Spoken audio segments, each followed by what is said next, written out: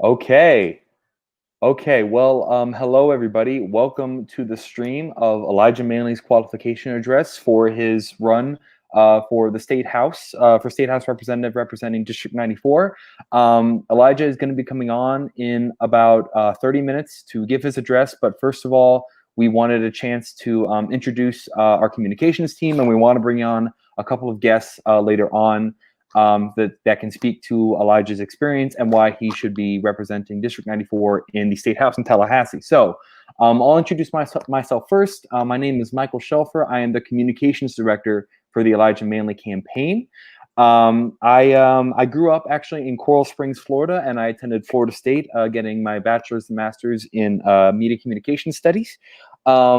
And just so people know a little bit about my political background, I was relatively apolitical for a large portion of my very early adult life. It was after the 2016 election and Donald Trump won that I really started to pay attention. I had voted for Hillary before. I didn't really pay attention to all that, and I realized that after Donald Trump won, I started looking into the details, and I realized why the progressive platform was the way to go. I became a staunch Bernie Sanders supporter, and I volunteered for his presidential campaign. I've been volunteering for the Jen Perelman campaign, and I'm very happy to now be working for Elijah as we get him elected to the state house. So, Haley, go ahead and introduce yourself.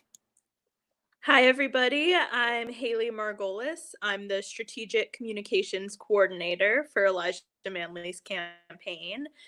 And I just recently graduated from the George Washington University in Washington, D.C., where I studied sociology, law, and graphic design. And my background and how I got into politics is that ever since high school, I was really passionate about social issues and social justice and went to school in DC to be in the heart of nonprofit advocacy. And while being in the heart of Washington, D.C., learned that social justice also works hand in hand with politics when it either works for those issues or especially also when it works against those issues, as we've seen in the past 4 years and even before that.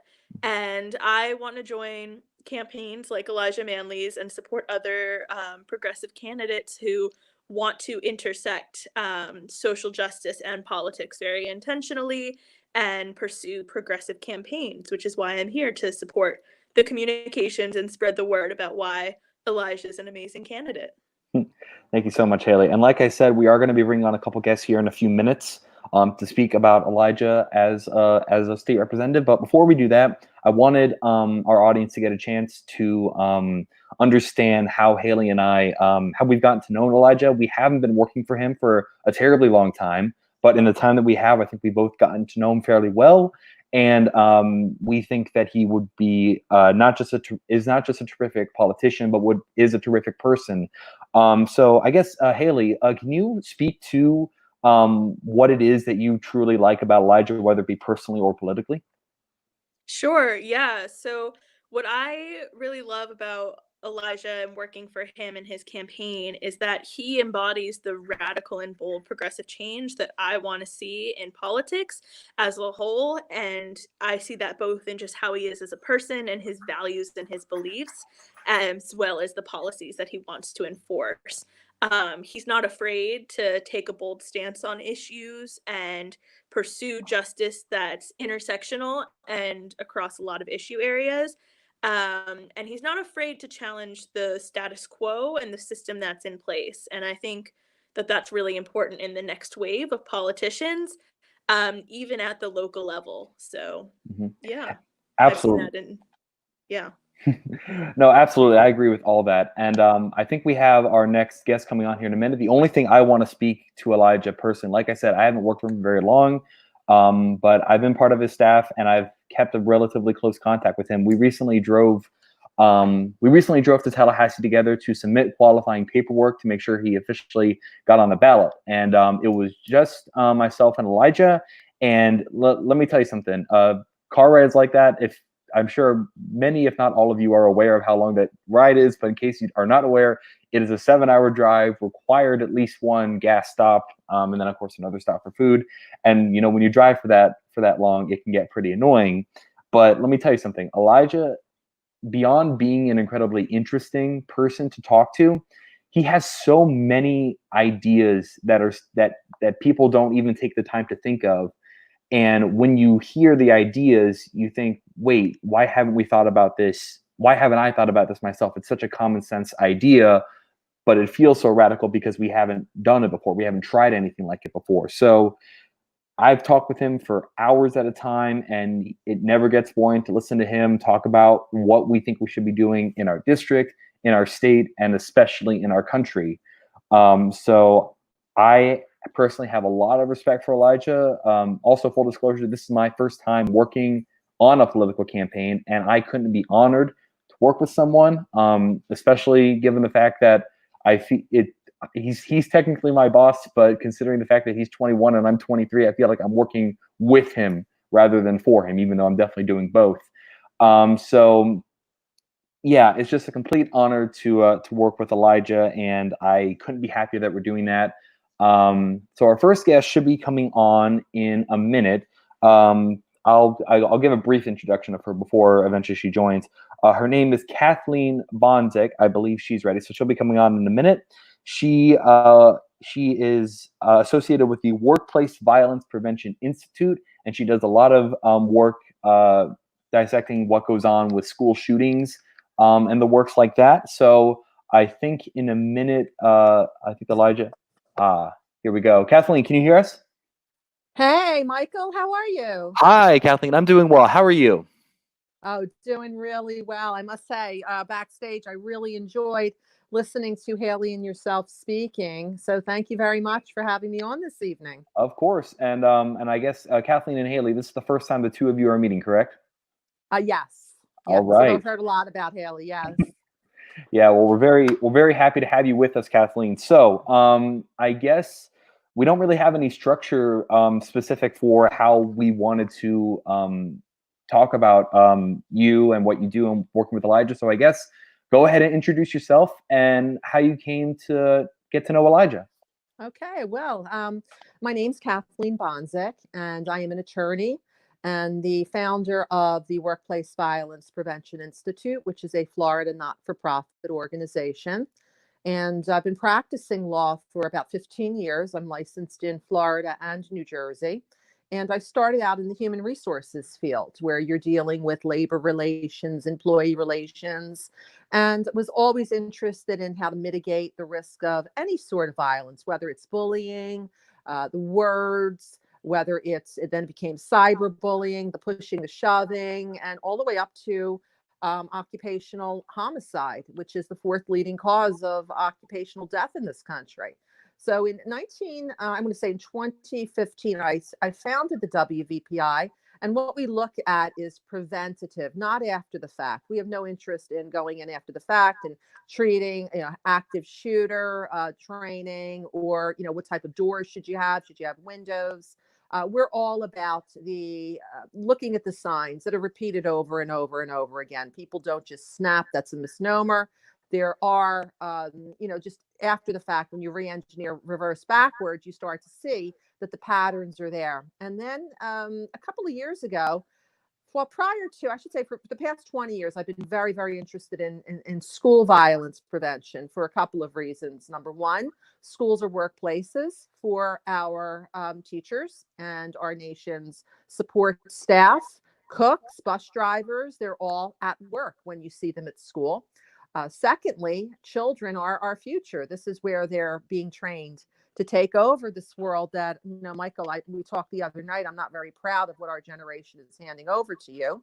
But, that's where our children are learning. They're getting the skills to be good workers in the future. And third, also, because my husband he last year retired after 20 years working as a middle school math teacher in the Florida school system.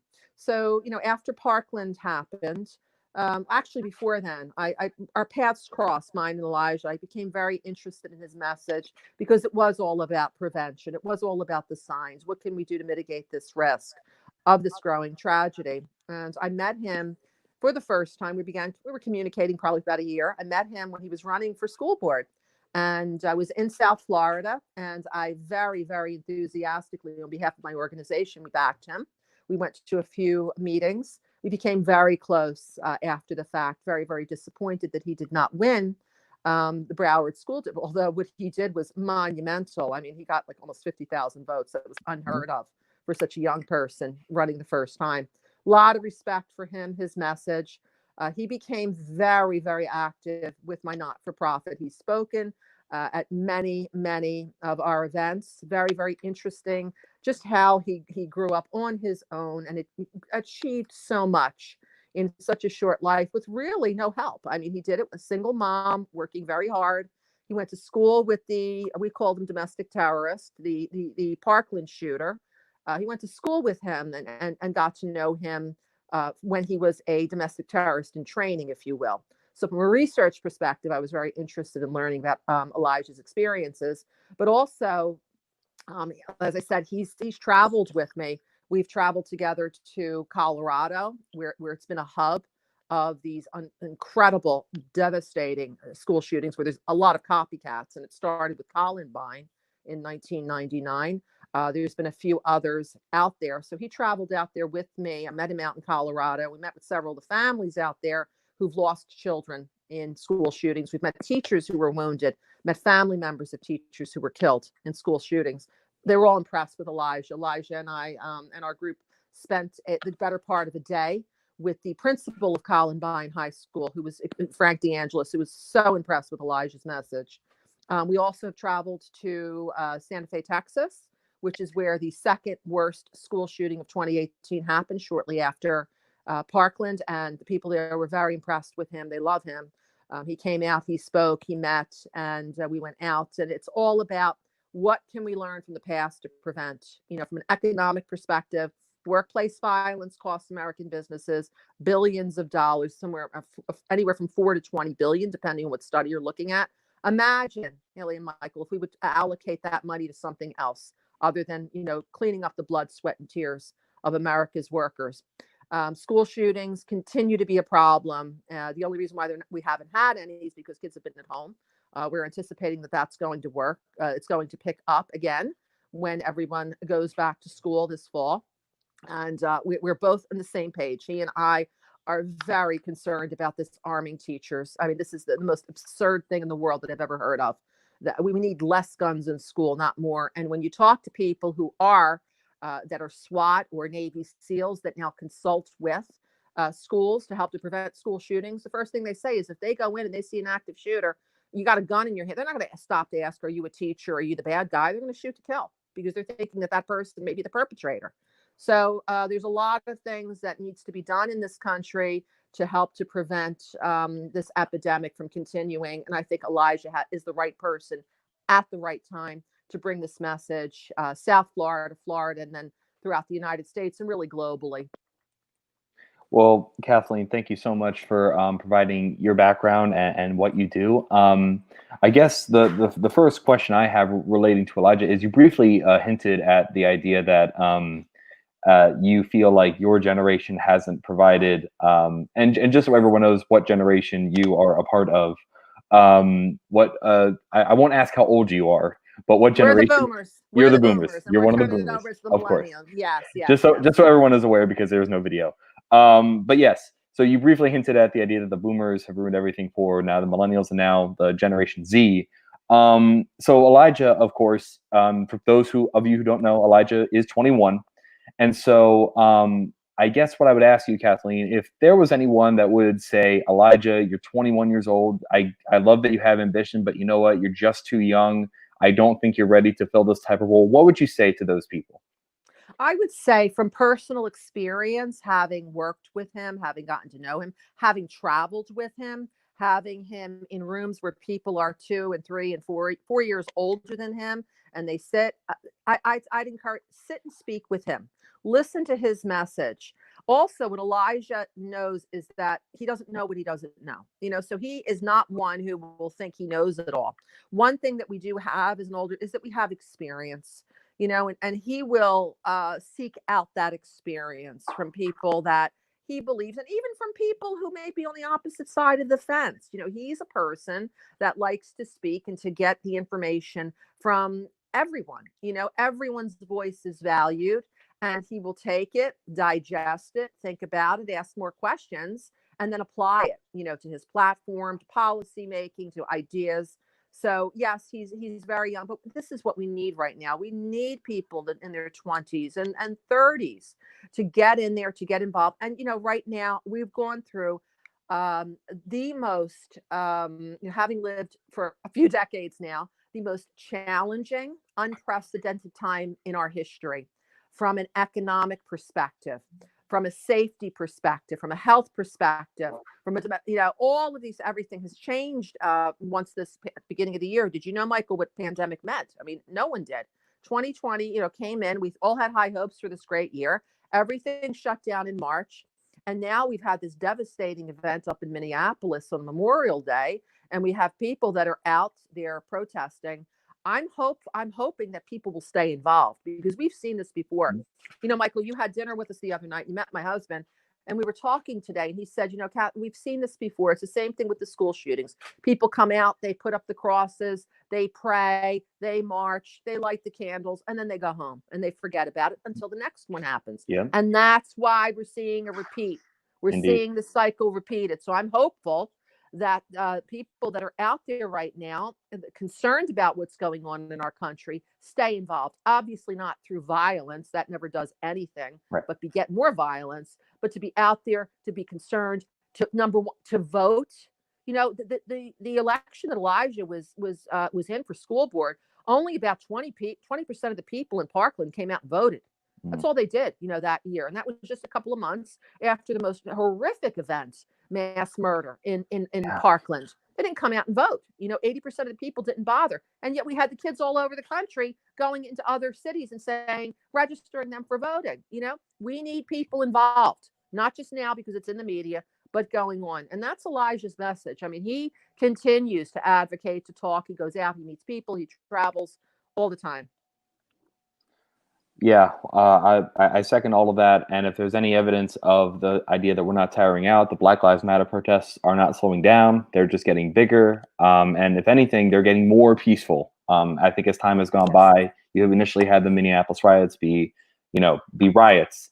And of course, there were some riots in the days preceding that. But overall, I'm seeing a heavy amount of peaceful protests. So we're going to have our next guest on here in a minute. Before we do that, Haley, did you have any questions for Kathleen?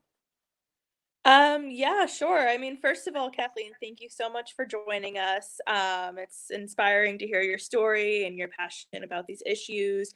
I could say, what's the first policy or one of the top policies that you want to see enacted in terms of gun safety and the issues you care about? And why do you think Elijah is the best person to advocate for those issues? The first thing to me, as always, because of the work that I've done and the people that I've met, I've met so many people who have lost children in these shootings, who have, and your life is just completely destroyed. You can never go back to the way it was before. Have lost family members who have been shot, who have experienced mass shootings or bombings. I would like to see safety not being just, words, that we care about everyone's safety in work, in schools, in churches, where people gather, the Walmarts and the stores of the world. And the way to make safety number one, as Elijah knows, is that he looks at what are the signs? The FBI says that when somebody is planning an active shooter episode, that there's signs. There's something called leakage of violent intent. And this is where the next generation, your generation, I think, is really going to be good at being able to capture this, because a lot of the leakage of violent intent happens on the internet. And, we're a little slower, if you will. We weren't born with computers in the hospitals as you guys were, and your parents probably were as well. So I would like to see safety. I don't want to see Band-Aids anymore. I don't want to see, these ridiculous Band-Aids like, let's arm teachers. We're going to disarm the police force, but we're going to arm teachers. I mean, it is the most ridiculous. Whoever came up with that is the most ridiculous thing that I've ever heard. I suggest whoever thought that up or promotes that, we should bring police officers in to teach mathematics and algebra to our children. A police officer is on the opposite end of the spectrum as to what a teacher does. Teachers nurturing, loving, caring. They're the parent in absentia. And if you're a police officer, you're interested in other things. Maybe you're ex-military or whatnot. So armed teachers, whoever came up with that Band-Aid policy, that needs to be reversed. I'd like to see him do that as a starting point, because it does not work. And anyone who comes up with this idea, I suggest you should spend 6 months in a middle school math classroom, as my husband does, and see how quickly things move. And then you're nurturing this child, and you're supposed to shoot that child because you think they have a weapon in their backpack. No, nope. So that would be the first thing, Haley, that I would like to see happen. Take that off the books. Absolutely. Okay, great. Thank you. Yeah, absolutely. Terrific answer, Kathleen. So I think we're going to get our next guest on here in a minute. Kathleen, thank you so much for coming on and telling us what you do. And just so everyone is aware, again, could you repeat what the organization it is that you founded and that you want people to be more aware of? Yes, it is the Workplace Violence Prevention Institute. We are at www.workplaceviolencepreventioninstitute.org on the internet. And go Manley, go Team Manley. Best of luck. Keep up Thank the you so great much, work. Kathleen. Go Team Manley. Thank you so much, Kathleen. Okay, bye now. Bye. So yes, I believe we should be getting our next guest on here in a minute. Just to give a very brief introduction of who they are before they introduce themselves. Our next guest is going to be a woman by the name of Maria. She is a climate activist with the Sunrise Movement. And we all know how important the Sunrise Movement is, and given who they are, I think we know what they're going to be speaking to in Elijah. So we're excited to hear with why they're interested in Elijah and why they're going to be supporting him, and why climate change is going to be such an important part of Elijah's policy platform. Perfect timing. Worked out perfectly. Hi, Maria. How you doing? Hi, I'm good. How are you? Doing very well. We have not met, and I'm sure you've been paying attention. But just to be clear, just so you know who we are, I'm Michael. I'm the communications director for the campaign, and Haley, can introduce yourself. Yeah, I'm Haley. I'm the strategic communications coordinator. So, Maria, thank you so much here for joining us today. So, just go ahead and introduce yourself so everyone knows who you are and why you're supporting Elijah Manley for state representative. Okay, thank you so much for having me, first of all. My name is Maria Antonia Villegas. I live in Western Florida, and I've been involved with the Sunrise Movement here in Broward County for the past 7-8 months with the Broward hub that we have established at Broward College mainly, and then also just working with the community. So I initially met Elijah Manley at a climate protest that we had at Broward College, and he really didn't even tell us he was running. Initially, he was just there to support us and demand action from our current leaders, which I thought was so inspiring and so amazing that he would come out and help us, not only as someone aspiring to be an elected delegate, an elected representative, but as a member of our community as well. And a lot of us were youth, students as well, and he just connected so well with us and really joined his voice with ours in order to call for the important changes that we need in Florida legislation for climate change. So that's mainly why I support Elijah, as well as his other policies in other areas, because as we believe in Sunrise Movement, climate justice isn't only about the climate, it's about a complete justice in a system that mainly is bad for people of color. Climate legislation is needed to be enacted because it affects social issues so much. So that's why I started getting involved with Elijah's campaign and just really supporting him, because he is the candidate that will fight for us what we need as a community, what we need as people, and what we need for the youth and for everyone else. Well, thank you so much, Maria. I really appreciate your perspective on that. I guess the first question I have, I'm gonna be a little sneak and steal Haley's question from the past interview.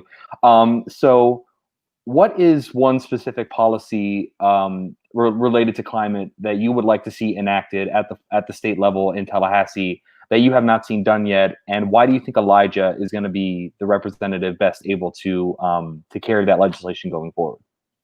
So I think the most important ones are a Green New Deal, especially at a national level, but also at a state level, local level, at every single level. It's extremely vital and important going forward that we transition away from fossil fuels and invest money in green energies and other things that help the community as well as helping the climate. So it's like a whole program that's best for everyone. And also just kind of divesting away from fossil companies and away from big sugar, which is extremely harmful in our region.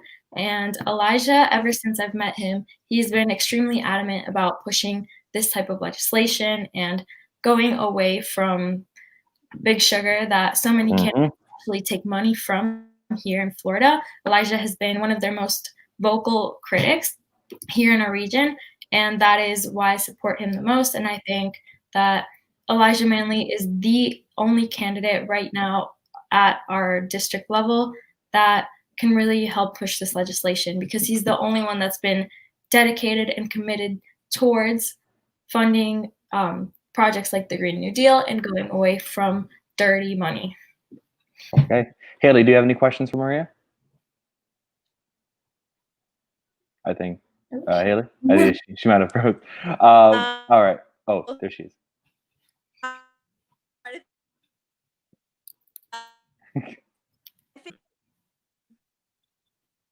Okay. I'm gonna ask another question until we can make sure that we get Haley back. So yeah, you hit on something I think that's really important that a lot of Floridians specifically don't really know about, and that is the influence of big sugar.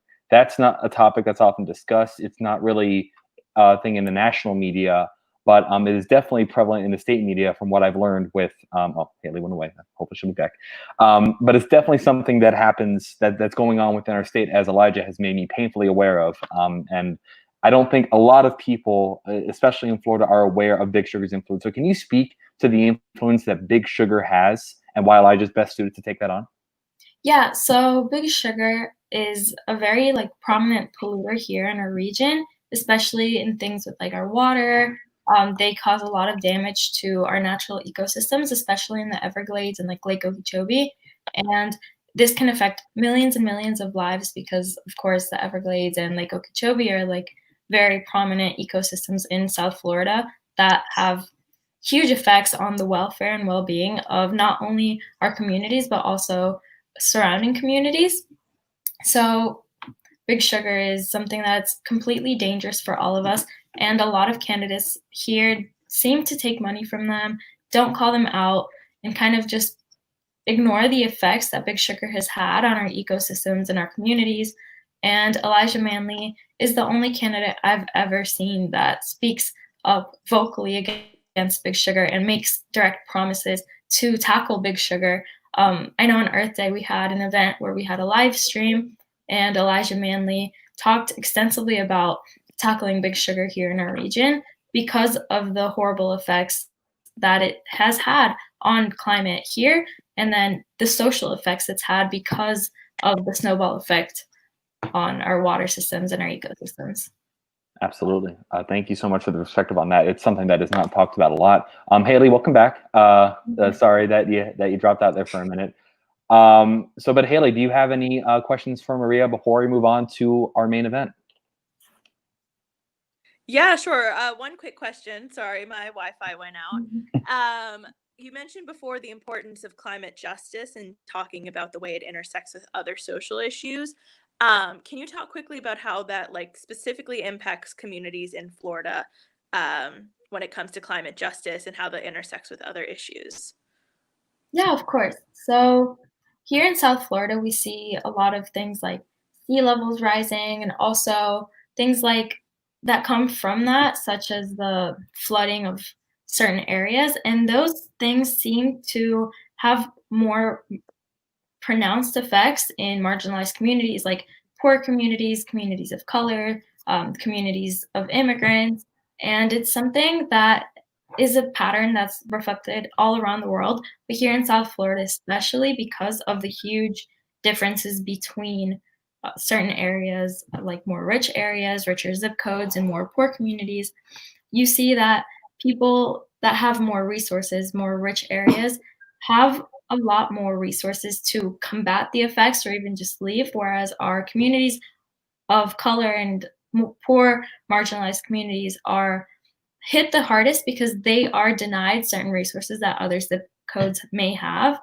And So they not only have to deal with worse effects, but they also have a harder time rebuilding. And therefore, every single time that something may happen, like hurricanes or pipes bursting, sea levels rising, all of those things will affect them hardest. And it essentially just furthers a very unequal system that we have today, which is completely exacerbated by climate change. That's a terrific answer. I think we're going to be having our special guest on here in a minute, and I just wanted to also put on the record while it's fresh on my mind that Elijah just said he's going to need another 2 to 3 minutes, so I guess we'll hang out a little bit longer. I know, Haley, there was something that you wanted to say about the presence of Big Sugar in this race. I know we talked about this before, so if you want to go ahead and touch on that briefly, be my guest. Right. Yeah. I wanted to say thank you, Maria, for specifically pointing out how many candidates and politicians in Florida don't talk about Big Sugar, but specifically also take money from them. We're actually running against someone whose campaign has been sponsored by Big Sugar, Bobby Dubose. So I think you touched on it and hit it on the nail that Elijah not only is smart and brave enough to talk about Big Sugar and their impact, but fight against candidates like Bobby Dubose who will take money from them. So thank you. Yes, thank you so much. Before we let you go, Maria, I was wondering if you wanted to give people the resources to access the Sunrise Movement, if you wanted to share where they can follow you and what they can do to help the movement. Yeah, of course. So our Instagram is Sunrise Broward, and so is our Twitter. Just if you have any questions, you can always DM us, tweet at us, tag us in anything, and we will definitely get back to you super soon. We have certain links on our pages, our social media pages for Broward County specifically, to join the group chat and to get involved with any projects that we're working on so far. Oh, thank you for Yeah, thank you, Maria. Well, thank you all for having me. Looks like Michael might have froze. Wi-Fi issues, I guess. Us. Yes. But I guess we're just waiting to see when Elijah's ready. Yeah, of course. Thank you so much for having me. I enjoyed it. Yeah, thank you for coming. And thank you for all of the efforts that you're all having for Elijah's campaign. We're very glad to be able to endorse him at Sunrise Broward. Thank you so much, Yes, Maria. thank you. Bye. Bye. Bye. Thank you so much. Thank you. Bye. So, yeah, bye. Thank you so much, Maria. Okay, so I believe that we are going to be having our main event here. So before Elijah joins, I just want to say it's been an incredible 2 to 3 weeks getting to know Elijah, getting to work for his campaign, and I'm super excited for the 2 months to come. August 18th is the primary date, so we hope that you guys will find this address very inspiring and very eye-opening, and we can't wait. We can't wait to see what's in store. Haley, do you have any last things you want to say before we hop off? Yeah, no, just thank you everyone for joining us, and remember to vote in August. So, yes, please. So we will. We're gonna drop off as soon as Elijah is. I believe we have the man of the hour. He's muted right now, but he's there. I'm here. Elijah. Well, thank you so much for joining us, everybody. Elijah, should we let you take over, buddy? Absolutely, and thank you guys for being on the stream. All right, thank you so much. We will see you all next time, everyone. Goodbye. And goodbye to you guys, and hello to everybody else. I hope you guys hear me really well, and I apologize that you can't see me, and that you can only hear me for right now.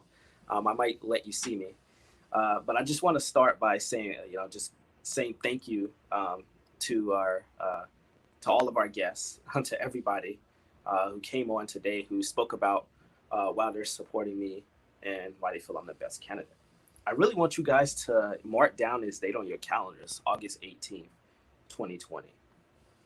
The year of 2020 has hit us with one gut punch after another, with the most damaging ones coming from COVID-19 and a racial injustice from our police forces. But on August 18, 2020, I hope I can offer you a small but significant relief from these challenges, these challenging times, when we, not me, not Elijah Manley, but when we win the universal primary for Florida State Representative for District 94, and bring a much needed change that we need to Tallahassee. But I want to first start by, saying thank you again to, Haley and Michael for hosting the stream, and just really being a fantastic team. They've helped, they came into this campaign and they helped bring life into it.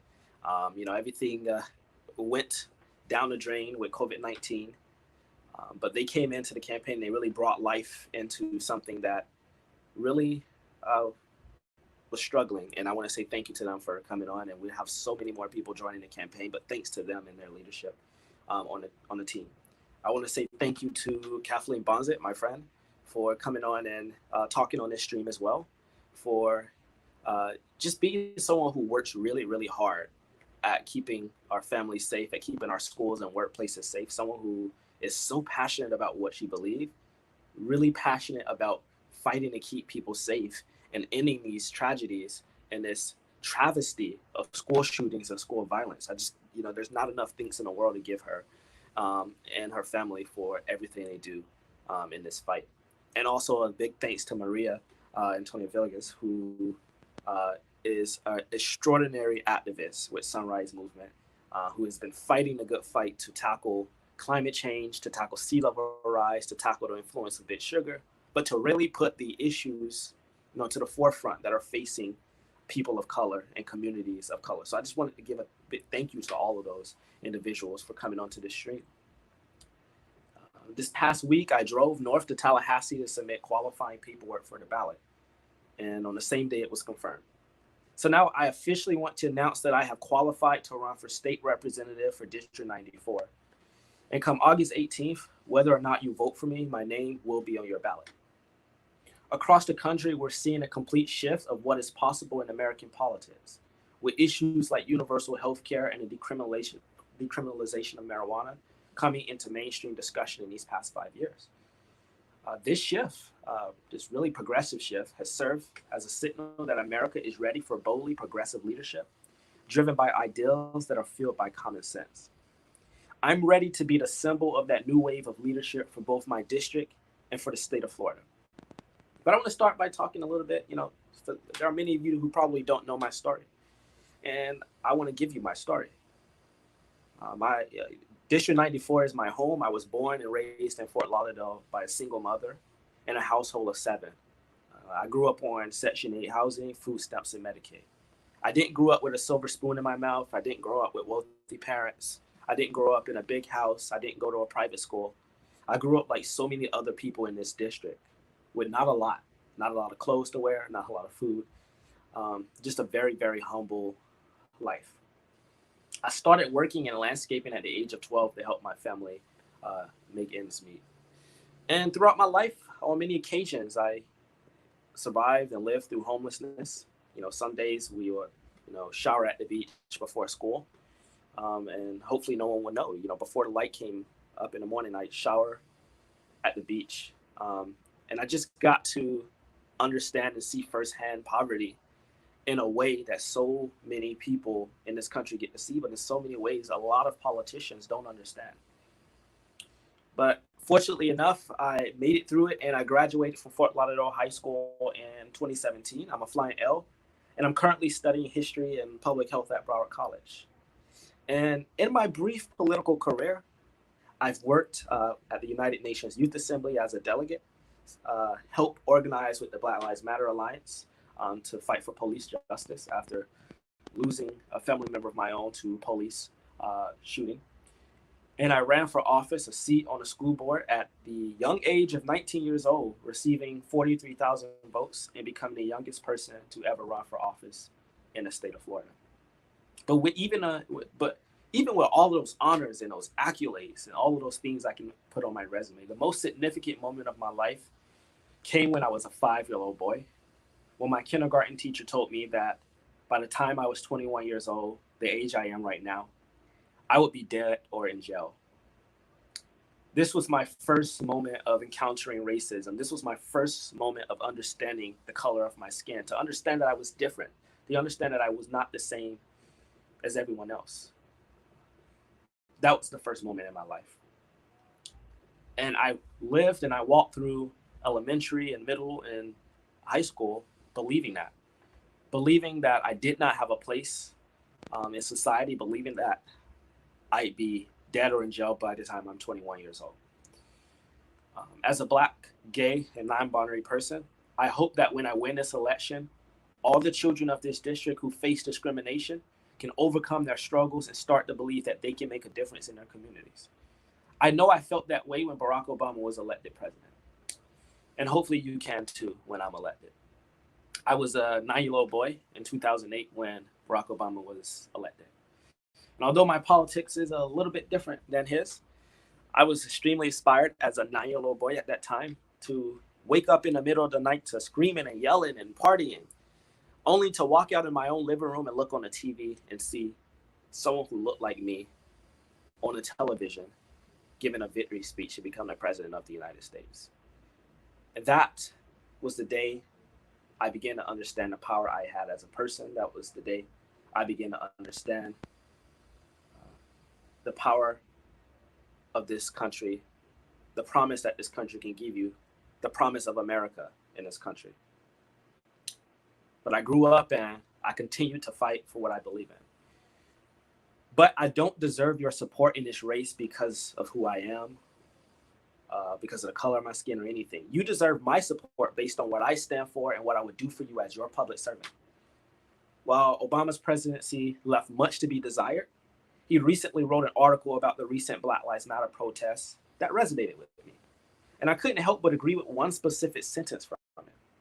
The elected officials, and I quote, "The elected officials who matter most in reforming police departments and the criminal justice system work at the state and local levels," end quote.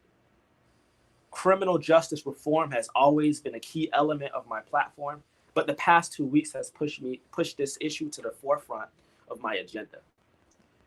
From the start of this campaign, as many of you know, I have been talking about criminal justice reform and my life on the front lines fighting for this issue.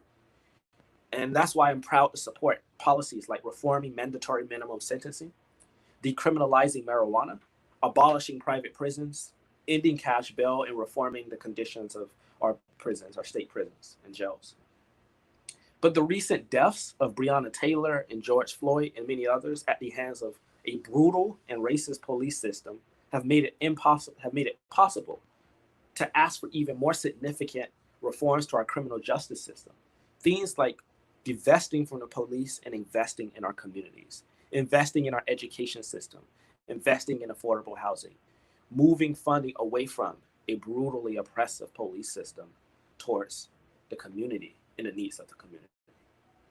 But to top all of this off, my opponent in this race and your current state representative is a man who has regularly taken numerous donations from the police unions, from private prisons, and is opposed to the type of systemic change that we're looking for in this time. Ask yourself, what do we need in this time? What do we need to meet this current moment? But that's not the only issue facing this district. For those of you who know, we face so many other issues in District 94 with infrastructure. The obvious problem in our state that needs to be dealt with is infrastructure. Infrastructure, everything from our water mains and pipes, sewer lines that are breaking, traffic signals that must be synchronized, stormwater systems that need improvements. We in Fort Lauderdale and across this district have seen many issues with infrastructure. And this tops my policy agenda because it's not just about whether or not we fix these things. It's about how we move forward, including every community's voice in the process, and permanently solve these issues at the core. And that is development. How we develop our cities, the unsustainable development that we see in our cities. It's important that we have a state representative who's going to fight tooth and nail to make sure that these things are taken care of.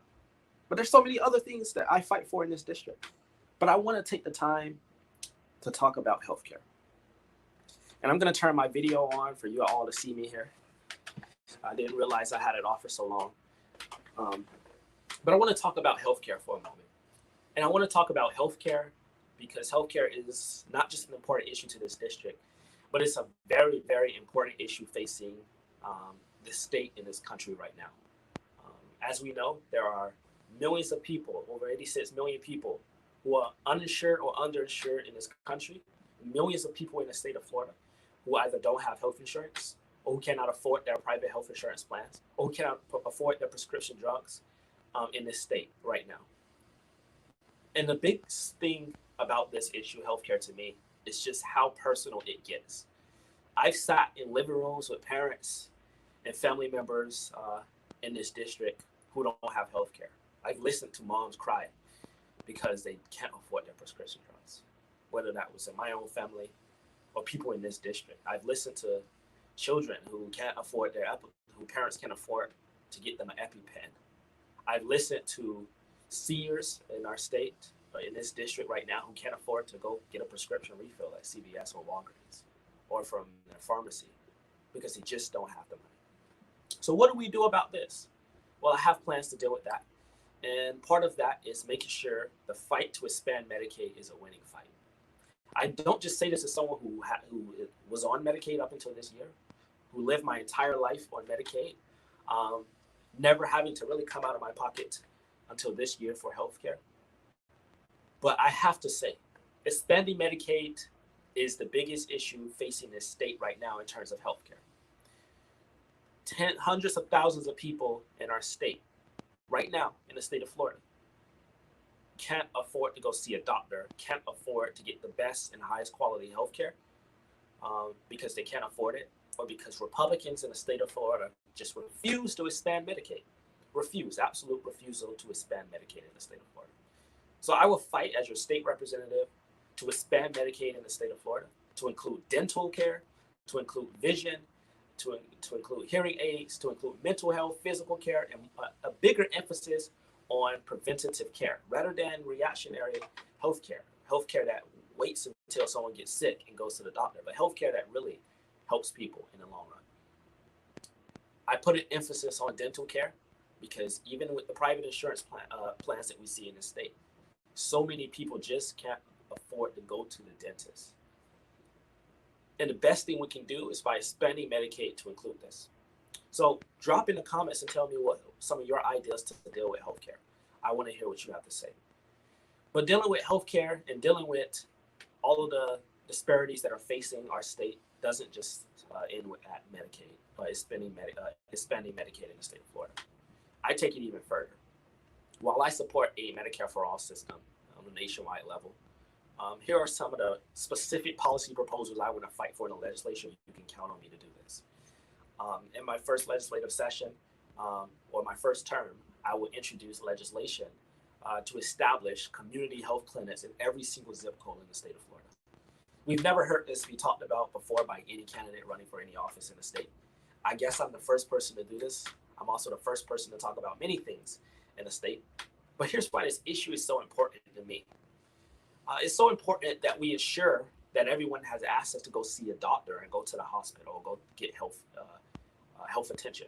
That's not the case in rural communities in our state right now, where they have to drive 20 or 30 minutes to go to a hospital to see a doctor. And for people in communities all across the state right now, who not only can't just go to see a doctor within 5 miles, but people who wait hours in an emergency room to go see a doctor, who wait 3 or 4 hours. I had to wait 4 hours and 30 minutes to see a doctor earlier this year when I was diagnosed with pneumonia. It was a very scary and troubling time and situation that just brings me to tears. I didn't have health care, and I waited for 4.5 hours to see someone at the emergency room to get the care I needed, and what could have been deadly. That's the case for so many people, millions of people across this country in the state of Florida. So what do? How does community health clinics solve this problem? Well, one of the things it does is it brings the wait times in emergency rooms down. It brings those wait times so people who need emergency care, serious emergency attention, can go to the emergency room and get that care. What it also does is ensure people have access to drugs that they need to get for free. They have access to doctors. They have access to nurses. Maybe your child fell off their bike and scraped their leg, and they don't necessarily need to go to the emergency room for that. There's a clinic for them. It makes sure that women and people who need access to high quality contraceptives are able to get that reproductive care. They're able to get that in their communities. But it also makes sure that people in the LGBT community or in general are able to get testing for STDs, and also treatment. I want to start and take this opportunity, since I'm talking about this, to thank entities like the AIDS Health Foundation, groups like SunServe, Latino Salute, Out of the Closet, just a bunch of groups in the district who ensure that there are access to contraceptives for people to get tested, to have services, whether they be, testing and also treatment, where now if you need treatment for any STD, you're able to get, in this area, you're able to get not just testing for free, you're able to get treatment for free. But this is not the case everywhere in the state.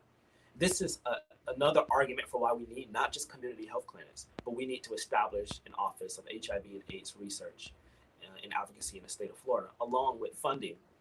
I call for $250 million in funding, which I will fight for in my first year in the legislature. $250 million in funding to go towards these testing programs. A lot of people in rural areas and rural communities don't have access to these things. But we want to fight to lower prescription drug costs for seniors in the state of Florida. And this is why I'm fighting this fight. So Medicare for all is what we must fight for on a national level. But doing this, expanding Medicaid to everybody in this state, is the fight for healthcare. I don't understand while so many politicians are against it. I understand, and this goes back to the point Haley and Michael and Maria and Kathleen were talking about. So many of these politicians are bought by the people they're supposed to be regulating. My opponent, Mr. DeBose, the incumbent, the representative who's the incumbent at this time, is a person who has taken thousands of dollars from Big Sugar, from Big Pharma, from pharma companies like Pharma, and from dentists, from all types of healthcare companies in this state who oppose Medicare for all, who oppose single-payer healthcare, who oppose the policies that I am proposing. What we need in this moment is a representative who's going to fight to ensure that everybody has the right to healthcare, whether or not they can afford to pay for it or not. While I support Medicare for all, I want to emphasize here in the state of Florida, we need representatives who are willing to fight, not just to expand Medicaid, not just to say the words in the tweet, not just to say the words on the House floor, but someone who's going to really fight tooth and nail and not take the money of the industry that's hell-bent on preventing us to get the care. So I want to take an opportunity to look at some of the comments here to see if there are any ideas people are adding here. And I see someone is talking about something that's really important, and that is access to EpiPens. This issue is important because I have family members who are diabetics, and I know many diabetics. So many people who can't afford to get their insulin, who can't afford to pay for insulin. People who can't afford, who might have allergies and who can't afford to buy an EpiPen, which can be life-saving for many people. So here's my policy to deal with that. I will introduce legislation, as I've said before, to cap the prices of not just prescription drugs, but things like EpiPens and insulin in this state of Florida. The price gouging, the criminal price gouging of the pharmaceutical industry, of not just insurance companies, the pharmaceutical industry and healthcare companies in this state and pharmacies, in my opinion, is wrong, criminal, and needs to be dealt with. This criminal gouging and price fixing has to be dealt with. We need representatives on all sides of the aisle who are willing to take this on. Right now, we have representatives in the legislature on both sides of the aisle who are beholden to Big Pharma, who are not willing to fight for these things. But I guarantee you, when I'm in the legislature, when I'm in the House, I'm going to do everything I can to fight to assure that you are able to go and get your EpiPen, you're able to go and pay for your insulin, you're able to go and get it, whether or not you can afford to pay for it or not. And I hope that the Florida delegation to Congress is going to fight tooth and nail to make sure that we get a Medicare for all system in this state. And that's what I believe on healthcare. But I want to move to housing. Housing is also a very important issue. And those of you might know this if you live in all across the country in places like Chicago and LA and California in general and New York. all across this country right now, we face a crisis in affordable housing. But I know we face that here in South Florida too, where there's not a steady supply of affordable housing for people to rent and buy. I'm incredibly proud to be a candidate who have signed on to the Homes Guarantee Pledge. I believe that housing is a human right. I believe that no one should be living out on the street, whether that's here in Fort Lauderdale and downtown or anywhere else in the state. So I have plans and policies to deal with that. And here what it is. I will introduce legislation to invest $6 billion into public and affordable housing over the course of 4 years. This is a very specific plan to tackle the supply of affordable housing in our state right now. And right now, a lot of people ask, how are you going to pay for this? And I'm going to get into those specifics in a moment. But this is $6 billion over 4 years. It's literally $1.5 billion, which is nothing in our state budget, really, into not only building new affordable housing units, but literally providing maintenance, repairs, and fixing our public housing projects, which are falling apart. It's a travesty in this state right now that we have so many people living in rat-infested public housing that's falling apart. People who are living in houses where the water is not working properly, the lights, there's electric problems in their homes, mold and mildew and asbestos in public housing projects. I say this as a person who lives in public housing. I'm not just saying this as someone who wants to talk and come up with the best progressive policy or anything, but I'm saying this as someone who lived this. I live the things that I'm talking about, and I know what needs to be done. And right now, in this state right now, we have thousands, hundreds of thousands of people who are living in properties owned by slumlords and living in public housing projects that haven't been fixed as well. We need to be investing money as a state in fixing these public housing projects and building what I want to say over 100,000 up to 500,000 affordable housing units throughout this state, much of that in District 94.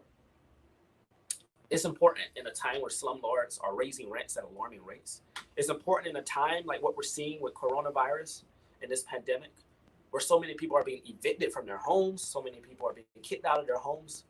Listen, people, the only logical way to deal with this issue is investing money directly into our communities so that we have affordable housing. But to take this step further, we need rent control in Florida. We need rent control in Florida. What we have right now is an unpredictable situation where landlords, the slumlords, are allowed to pretty much do whatever they want. They're pretty much allowed to raise rents at alarming rates and get away with it because those same developers are dumping money into the pockets of our politicians and our elected officials, like my opponent. But housing is not just about making sure that it's available to all people. It's also about making sure that housing is sustainable. Developing sustainable housing, clean energy housing, housing that is in the 21st century with standards, not just construction standards, but standards and codes that are up in the 21st century as well. So feel free to drop comments here and talk with me as well. I want to have a conversation with you. And we have someone here who's saying infrastructure is key to helping people at all levels and creating jobs. And this is why I want to tie all of this in. Economic opportunity, housing, infrastructure, all of this comes together, which is why it's in my platform. It's why I talk about the Green New Deal when I talk about energy. It's why I'll be talking about how infrastructure and updating our power grid in a few moments is important. But I want to make sure I'm not missing anything here. So if you have any questions, feel free to ask me in the comment and in the threads. I'm really doing this because I want to give you the opportunity to hear directly from me why this is. But I support everything from tuition-free public college to a $15 minimum wage to investing in public schools and moving away from a property tax system to a more fair and equitable way of funding schools. You all know this from when I ran for school board. This is what I believe. Common sense gun reform and background checks. I'm incredibly proud to be a gun sense candidate who has been announced by the Moms Demand Action in Everytown group as a gun sense candidate who will support common sense gun reform. Also support major campaign finance reform, banning corporate money into campaigns, protecting a woman's right to choose, which is a big issue in our state. I know there are a lot of Democrats out there in the state of Florida including some Democrats in the Florida legislature who vote with Republicans to steal away reproductive rights away from women and young women specifically. Like the bill we saw in the Florida legislature this year, where Democrats went with Republicans to steal away the right to get an abortion from a young woman. I'll fight to repeal that legislation, and I will fight to make sure that no other legislation steal away anyone's reproductive rights or taken away. And this ties into LGBT equality. It's not just about that. It's also about what we've seen earlier this year, and what we've seen with Representative Anthony Sabatini, who I fought tooth and nail against, to kill an anti-trans bill in the Florida legislature, which would have stole healthcare away from queer and trans individuals in this state. And it almost passed, but we killed it. It resoundingly died in committee and never made it to the floor. Thanks to myself and dozens of other people, hundreds of other people across the state who fought tooth and nail to kill this. But these are just policy plans, people. I want to know what you think. I want you to join and be engaged with our campaign in a way. I'm so grateful. I just have to talk about the history we're making by qualifying for the ballot this week. Once again, I'm the youngest person running for public office in the state of Florida to have qualified. I just, it was the same 2 years ago when I ran for school board. I was the youngest person. And here I am again. But something's a little bit different this election cycle. What's different this election cycle is that there are several young people running right now, whether they're running for a supervisory election or they're running for a property appraiser in some counties, or they're running for school boards, or people running for, you have someone running for state senate. We have a lot of people running for offices that are young or who are thinking about it. Just a few years ago, I was the youngest person in just about any space that anyone would have saw in politics. Now that has changed. I'm so grateful that it has changed. But let's say we've made more history that I want us to talk about. And the history we're going to make, not just being young again in this race, but being one of the only Black LGBT people running in the state of Florida. I think there's 2 or 3 of us running, and I'm one of those. In 2018, at the time of my primary, I know someone else came out after my primary, but at the time of my primary in 2018, I was the only Black LGBT person who was running as an out person in the state of Florida at that time. Thankful for voices like Chevron Jones, who came out shortly afterwards, who's been an incredible voice. He's running for state senate now. But we're about to lose that representation in the House, and we need to increase that representation in the Senate, in the House, and keep that.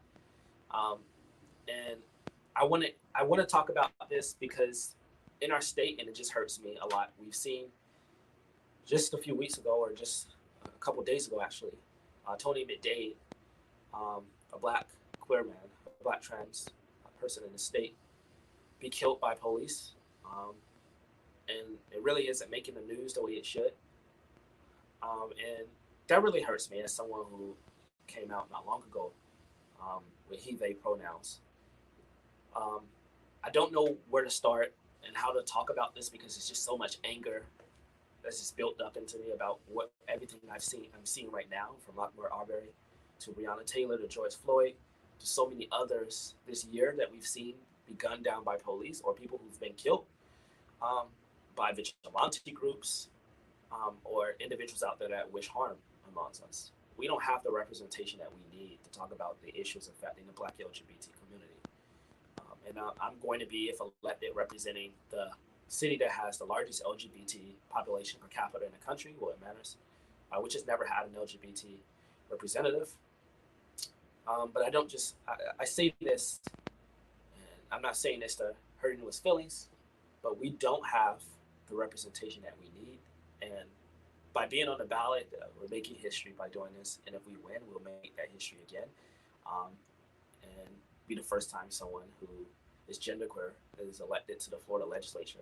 History I want to see made so that I can continue to fight for what I believe in. And I just have to say thank you to so many people for helping make this happen. 10 years ago, I didn't see myself running for office. I was a little Black boy at the time who didn't really think I had much of a future. My kindergarten teacher told me, as I spoke with earlier, that I'd be dead or in jail by the time that I'm 21 years old, I didn't believe I had a future. I didn't believe I had a place in society. I was depressed. I was going through a lot. 10 years ago, you wouldn't have asked me anything about politics or running for anything. I wouldn't be talking about that.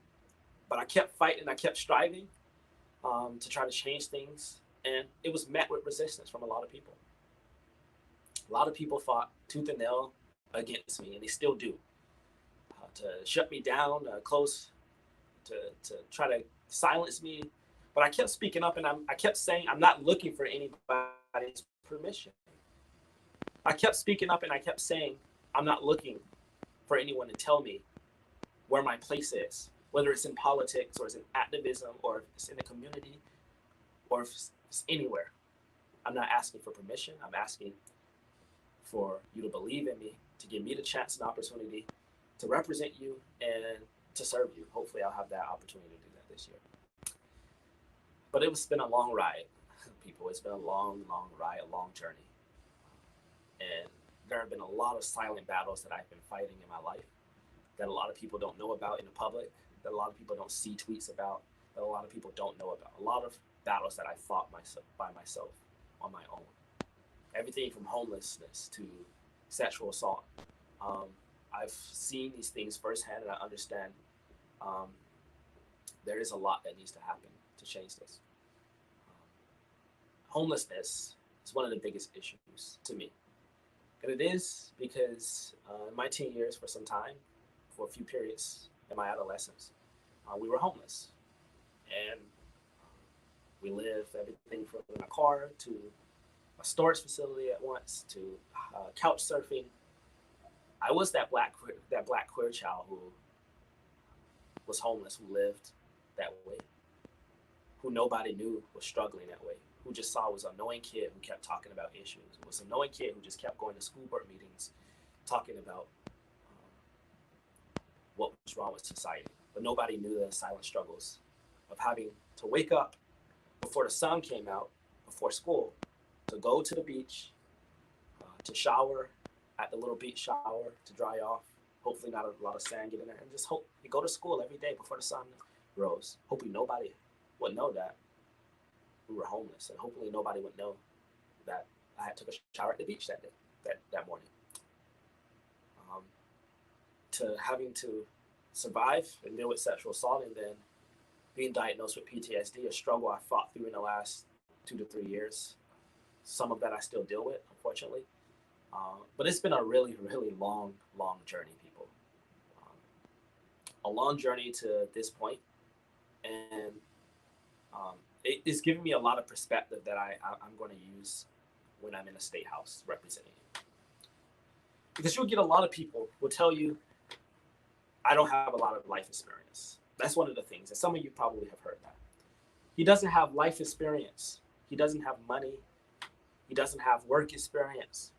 He doesn't have the life experience needed to serve in the legislature. But serving isn't about the size of your bank account. It isn't about how much money you have. It isn't about how many jobs and accolades you have or how many degrees you have or what age, what year you were born. It isn't about those things. Serving is about what's in your heart. I know what's in my heart, and so many of you out there know what's in my heart as well. Whether even if I'm loud and I'm annoying, and even if I'm an asshole sometimes, you know what's in my heart because you know exactly why I'm fighting and that I have everything to lose. Our future has everything to lose. And they'll say I don't have experience, but experience is not about those things. As I've said, experience. There's a lot of life experiences. A lot of people get in their life at different points in their lives. And for me, a lot of that was living in poverty firsthand. And that's exactly what we want in the legislature, somebody who really lived the life that our constituents face every single day. When I walk down the street and I see people living out on the street, when I see people who I used to go to high school with who are homeless, when I see people who don't have enough money to pay the light bill, who don't have enough money to pay the water bill, I see that. I've lived that. I've experienced that. And that's life experience. But it's about what you're going to do for the people. And you're going to see a lot of that ageism and those attacks over the next few weeks as we get closer to the election. But I want you to remember one thing for sure, and that is that I've never quit and I've never given up when I fought. Even if I was the only voice fighting for something, I always kept going. I always kept fighting for what I believed in and for other people who didn't have a voice or who just were silenced, who just didn't want to speak up. I kept doing it. There were many times when I were in rooms and I was the only person talking about things. It was just so, it was just, I felt really lonely a lot of those times. There were not a lot of people fighting the same battles I was fighting, whether I was talking about student homelessness or whether I was talking about, student hunger, or whether I was talking about police brutality, or was I talking about young people's rights, whether I was talking about LGBT issues. A lot of times I was the only person in rooms talking, surrounded by many people who didn't share my views, who didn't believe in me, who didn't believe in what I had to say. But I've gotten so used to that because I know what the right thing to do is. And the right thing to do right now is to give the people confidence in their government and in their representative. And that means you're going to have to fight to really give people control over their own lives again. And part of that is making sure you have a representative in Tallahassee who's not going to serve big business interests, who's not going to serve donors, but somebody who's going to fight tooth and nail to tackle issues like fracking, to tackle issues like bit sugar, to tackle issues like healthcare for all people, to tackle issues that don't get talked about, like human trafficking, like the meth pandemic that's affecting our LGBT community down here. People who are going to talk about the issues no one feels like talking about. And that's all I've done my entire life. But this is less about me and more about those issues. So if it was about me, I back up and I say no to all of this. I go be a 21-year-old, I go party, I go drink. But instead I've said, I want to fight. I want to fight because I want to make sure that I'll leave the next generation something. My paternal grandmother, she lived through sharecropping, she lived through segregation. She lived through some really horrible times in our country's history. And she lived long enough to share those stories with me and to tell me about how it was. I got to see those whelps. I got to see that pain, that trauma that she lived through. And it's a constant reminder to me every day how hard somebody fought to get me to where I am. And it's a reminder of how hard I have to fight to make sure that the next generation are not fighting the same fights we're fighting. And that's why I'm running. I'm not running for office because of a title. I'm not running for office because I think this is a good thing to do or because I have an ego like so many politicians, or because it's just a fun thing to do or anything. It's an expensive thing, and it's a really, really depressing thing, believe me. I'm doing this because somebody has to do it, and because my generation has everything to lose. We do, we really do.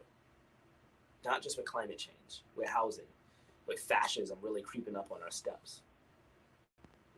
I have everything to lose, and it's the reason why I am fighting tooth and nail. So I want to take some of your comments, and I see we have a few here. And I want to take the time to answer some of the questions we have here. So we have a question here. What's your stance on better food produce for people? GMOs, I think that is. Genetically modified. I believe that's what that is. And replace with proper grown food. So actually, we'll be rolling out a lot more local and district related policies this week. And one of the important things to me is ensuring that community has control over itself. Right now, what we see right now is so many people, we live in a lot of food deserts, and people are relying on large corporations like Walmart to go shopping and get food, to get produce. Having to go to Winn-Dixie or Publix. And you see that everything in society is held together by a string, really. I think we need to have sustainable agriculture, but sustainable, locally grown food.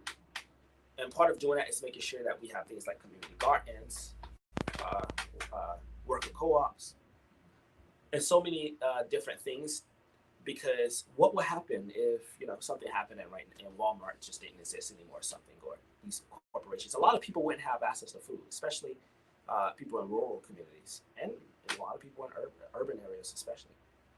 So my stance is that we need to invest in our communities to ensure that there are not just community gardens, but locally grown food, but educating people. This goes back to the education system, which is important. Educating our young people on how to do things, not Y equals MX plus B and all of that, but life skills outside of high school. What are you going to need to do? Not just filing your taxes and job training and college training, but things as simple as how to grow food. And those are the type of things I think we need back in our education system. So to that point, absolutely, I agree with you. And I want to take a look at some of your other questions. So I'll go to the next one. Say from Keandra said, congrats on your run. You are changing the future for the next generation. Thanks for your willingness to serve. Thank you so much, Keandra. I'm glad to do this. It's a sacrifice, but it's really worth it. And I even though there's other things I would rather do, when you're called to serve your country, you do it. And right now, we're in trouble. And this generation is in trouble. And we need people who are going to fight, who are going to fight to change things. So thank you so much for the kind words.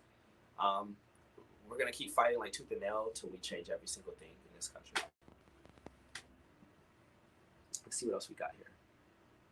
Someone asked, would you defund and restructure the police? So yes, I want to talk about this. This is a big issue in the district, but this is also an issue across the country with everything that's going on.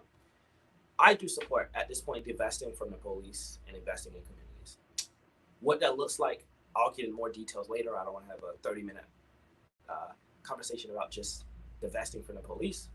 A lot of people are confused by what this means, but it means simple things. Instead of spending, I don't know, 6, 7, 800 million on municipal police, we can spend a lot of that money funding our schools. We can spend a lot of that money fixing infrastructure. We can spend a lot of that money building affordable housing. We have cities where half their budget goes towards police. But we need to take on the police unions as well. And taking on the police unions who hold these cities and municipal governments hostage with these contracts, politically as well as literally hostage, where they can't do anything, or politicians who don't meet the moment. And I'm proud to say that I do not have support from police unions like the Fraternal Order of Police or the Police Benevolent Association or the Sheriff's Deputies Association. My opponent does, but I have rejected their support and will continue to, because right now what we need in this moment is a leader who's going to be unbossed, unbought, and controlled by the people, or accountable to the people, who's going to be willing to say things and not worry about, well, will my donor or will this group be mad at me if I say this? My opponent doesn't have that freedom right now. He's held hostage by them. Or he's a willing participant in that type of system. I'm not. So yes. Thank you. Let's see what else we got.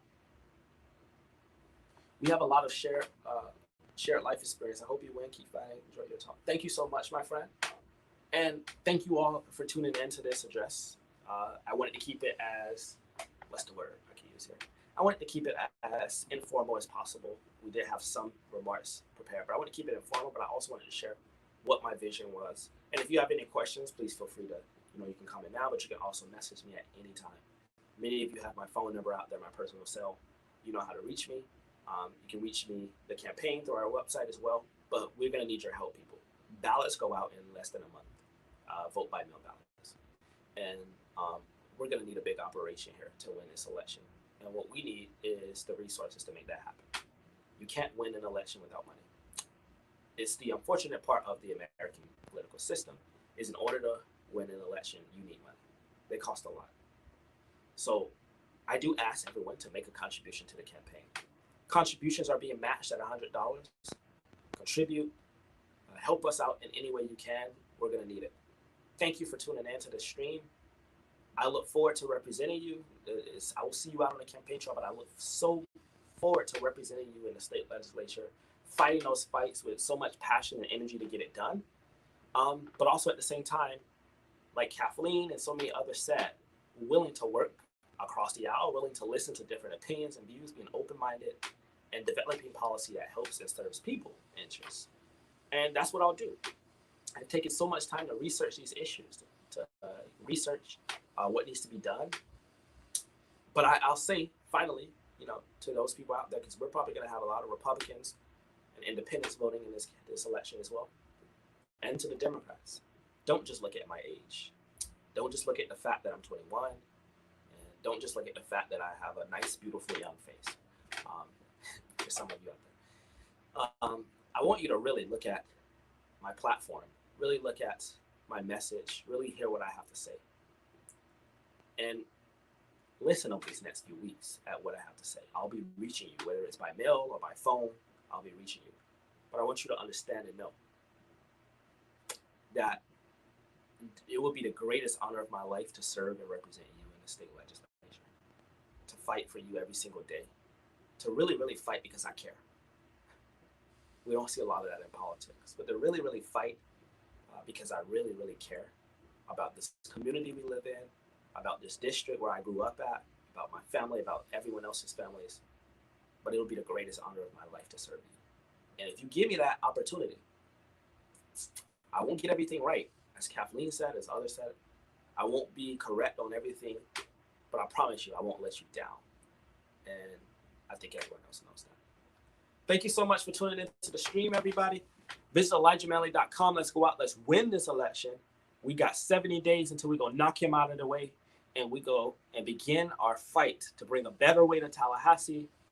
It's coming, and I couldn't be even prouder to be your candidate. Thank you so much, everyone. Peaceful, and welcome to this new week where we're going to fight every single day.